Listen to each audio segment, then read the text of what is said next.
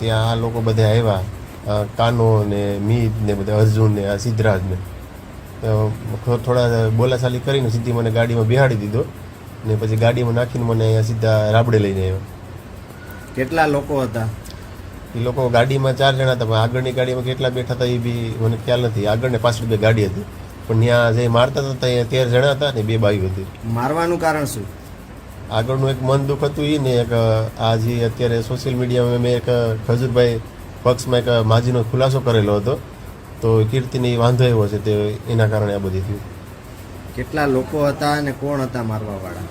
મારવામાં આ કાનો હતો ને સિદ્ધરાજ હતો ને મીત, અર્જુન ને આ બીજા નામ નથી આવડતા. ક્યાં ક્યાં તમને માર્યા છે ને કેનાથી માર્યા છે? ધોકા હતી ને સરી હતી. હાથમાં મને સરી મારી, માથાના ભાગમાં માર્યું છે, મારા કપડાં કાઢીને મને માર્યું.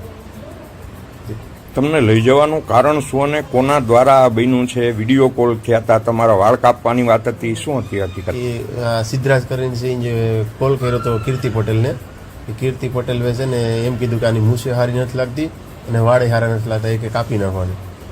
પછી કાતર લઈને મારી મૂછ કાપ નાખી ને વાળ કાપ નાખી. કીર્તિ પટેલ કોણ? કીર્તિ પટેલ આ ટિકટોક સ્ટાર છે, એ બધી એ છે કીર્તિ પટેલ સુરતની.